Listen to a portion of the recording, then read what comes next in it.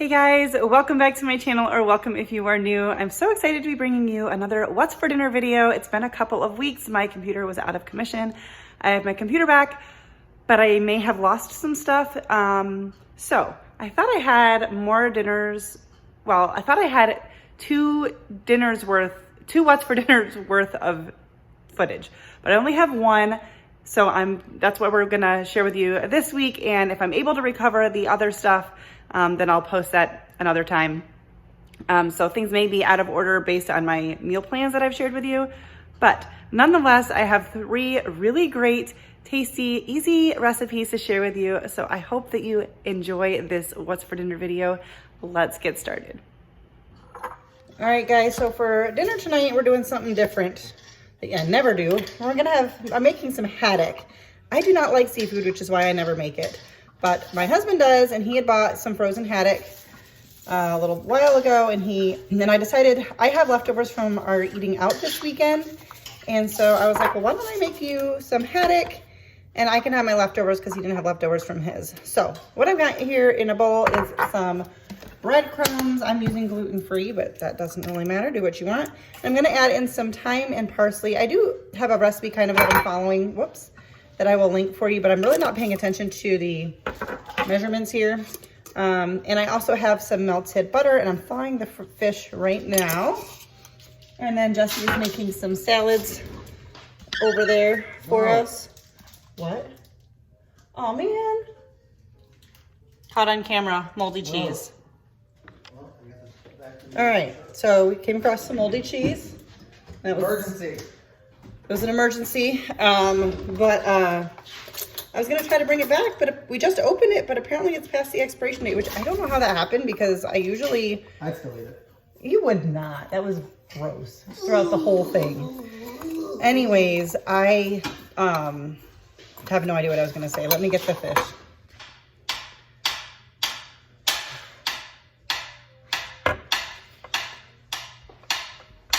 Jesse thinks he's funny today while I'm trying to film. He's destroying cheese right now with that knife. Okay. Oh man, my face was way too close to that fish to get into that camera. I cannot stand the smell of fish.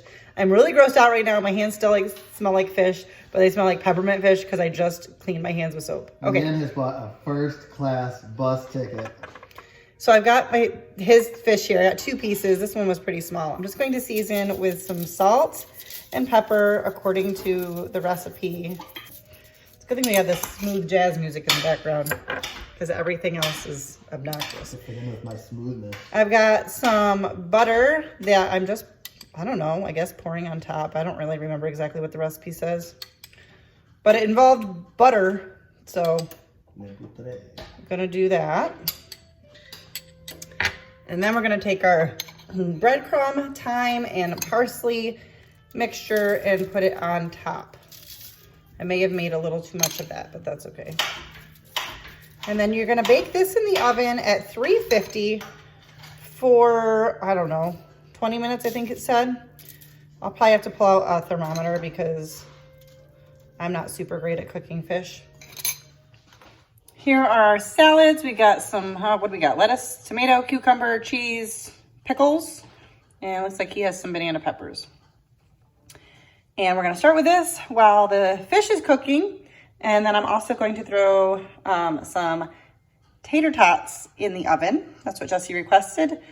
I guess it's Poor man's fish and chips. Poor man's fish and chips. These are the potato puffs I'm using. These are just from Aldi. The only thing I don't like about this bag is that it's not like resealable, which I'll just stick it inside of a freezer bag. And I don't need any because my leftovers is enough. So I'm just putting these in for Jesse. The bag says do it at $4.25, but the fish is at $4.50. So I'm just gonna do it for a little less time. Looks like the fish is coming along nicely. Fish and tater tots are out of the oven, and Jesse is trying to make his own tartar sauce. He's following a recipe, kind of. He's got some chopped up dill pickles, some mayonnaise, some dill weed, some parsley. What else do you need? tablespoon of a teaspoon of lemon juice and 1 teaspoon of sugar. All right, let me help him for a second. Sometimes it's fun to see Jesse cook. Oh no. Got a seed in there. Just use the fork maybe. It might be easier. No. All right, I'm gonna stop. You can look up a recipe for tartar sauce because that's what he did. Make your own. We bought some one time and it was really gross to him, and I don't eat tartar sauce, so I have no real help in making this. All right, here it is. Poor man's fish and chips, and I got my leftovers. It doesn't look as pretty transported, but this is really, really good food that I got at Cheesecake Factory this past weekend. So that's what is for dinner tonight. All right, so since I don't eat fish, what did you think of the fish recipe? It was awesome. It was so good. It was very, very good. I was very, very happy. Wow. The And tartar sauce I made was good too. I was just gonna ask you about that, but you didn't end up using very much of it because the fish was so good. I did. I used half of it. But that I'm recipe, trying to decide if I should save it because it was pretty good. well, probably not because we probably won't be having fish again for a while. Don't worry, he gets lots of good food. But the fish was a win, and that was super easy. So, okay, that's it for today's video or today's recipe. All right, so for today's dinner, we're gonna make a crock pot cream cheese chicken chili.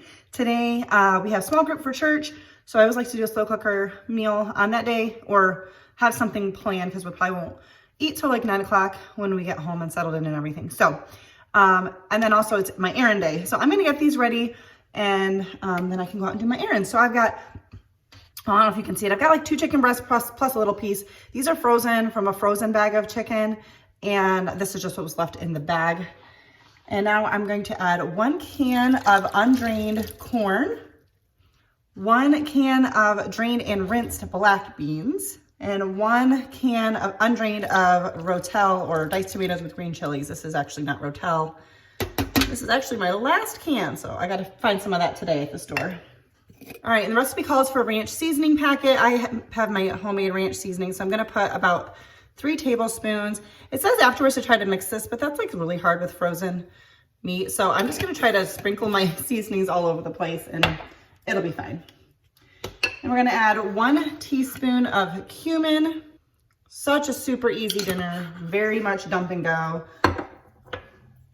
1 teaspoon of onion powder. We'll probably serve this with some tortilla chips and maybe some like sour cream if I can find some. I couldn't find any last week. Well, I shouldn't say that. It wasn't available at Aldi last week. I think it was available at other stores, but I didn't pick it up there because I thought it would be at Aldi. Anyway, 1 tablespoon of chili powder. Let me leave the shaker on this so I don't accidentally overdo it. And then you would want to, the recipe I think said is to stir. I'll have it linked below for you. But I think I pretty evenly dispersed everything, so I'm not gonna worry about it. And then we are going to take 1 8-ounce block of cream cheese and place that on top. All right, and now we're just going to cover and cook on low for 6 to 8 hours. And then all we'll have to do later would be get some toppings ready and shred up the chicken. All right, it is quite a number, that's hot, of hours later. And I don't have any forks. I do, they're just clean in the dishwasher, but I've been gone all day. We are going to pull out our chicken and shred it, which shouldn't be hard. I do have to trim off a little bit of fat because they were frozen when I put them in here. So I'm gonna pull these out and shred it and then toss it back in here, and I'll be right back with you. All right, now we're gonna just add our chicken back in. That only took a minute. And I actually didn't find any fat to trim off. There probably was some, but it would have been little enough that it probably just fell in with everything here. And I'm just going to give this a good mix, get that cream cheese nice and combined, although it's, you know, pretty easy to do because it's totally soft. And then I'm just gonna switch this to low, or keep warm, it already was on low. And get some toppings prepped real quick, which I think I'm just going to chop or shred up some cheese and grab some sort of tortilla chips. All right, so here it is all finished. We've already served ourselves, so it's down a little bit. And I just put, actually didn't give myself a huge serving, plus these bowls are deep, but I'm actually not super hungry. But I put in a little bit of sour cream and some cheddar cheese, and we will eat this with some blue corn tortilla chips. All right, guys, so for tonight's dinner, we're gonna be having a shepherd's pie or a cottage pie. I know there's so much debate on what you're supposed to call it using ground beef. It varies based on where you live. And I know you can say there's a right and a wrong way. You can fight about it in the comments if you want, but that's what I'm doing. These are the potatoes that I had on hand that needed to be used. So I'm just going to cut them up somewhat small so that it doesn't take too long to cook them. We're gonna get those started boiling. And then we will move on to the meat and vegetables. I am deciding not to peel these because I do not mind skins in my mashed potatoes, and these are so soft and tender. Sorry, I don't know why I ever try talking while I'm cutting because the knife is still out on the glass cutting board. But so I'm not peeling them, but I'm not even following, I will have the original recipe linked down below, but I'm not actually following the recipe for the mashed potatoes. I'm just gonna make them how I want. And I'm also having the recipe, cutting it in half. So anyways, do your potatoes how you want to do them. Now we're going to move on to the meat. I've got my skillet heating up over medium heat, putting a little bit of olive oil in there. All right, we're just going to add in 1 pound of ground beef. We're also going to add in 1 onion that has been chopped up. And we're just going to go with this, get it cooked till the meat is brown and the onions are nice and tender. All right, so the meat's not quite done yet, but I'm gonna go ahead and season it. We're going to use some rosemary. I'm not doing measurements, but once again, you'll have the recipe linked for you. Well, that's a little too much. A little bit of thyme, some parsley, and some salt. And we're gonna just let that kind of hang out while we let the meat finish cooking. All right, so now that the meat is all cooked, we're gonna add in some minced garlic and cook that around for just a minute. Now we're gonna add in some Worcestershire sauce. Again, I'm trying to half the recipe. I don't know if I'm doing it totally accurately, but some ketchup, which I only need like 1/8 of a cup because I'm cutting it in half, so I'm not actually measuring that, but. And 1/3 of a cup of flour. I just kind of filled it halfway because I was like, I don't really know what measurement that would be, but the recipe calls for 1/3 of a cup. But the original recipe calls for 2 pounds of ground beef, and I just did not want to make that much for just the 2 of us. So this will give us leftovers anyway, but certainly did not need that much. And I'm just going to mix this around and let this kind of cook together and combine. All right, now I'm going to add in 1 cup of beef broth. And then all together you want 1.5 cups. Well, the original recipe is 3 cups. 1.5 cups of veggies though for what I'm doing. And I'm gonna start by just adding in my carrots because those are fresh and everything else I'm using is frozen. And so they're going to take a little bit longer. So I'm just gonna let this come up to a little bit of a simmer after I get the carrots in. And then after a little bit, I don't know, a few minutes, I will add in some other veggies. I think I'm gonna do some frozen green beans and some canned corn. So the carrots will definitely take the longest. All right, so now we're gonna take our meat and vegetable mixture and we're gonna put this in our dish. This is I think an 8.5 by 11, again, because I'm cutting it in half. This still might be, I don't know. I feel like this is still a lot. Oh goodness. Is there gonna be room in here for mashed potatoes? There is. It did recommend to put this in the oven on a baking sheet, which I am gonna do just in case it bubbles over. All right, now we gotta finish up our mashed potatoes. I did also put more veggies in than I needed to, just because it didn't seem like a lot of veggies and we like our veggies.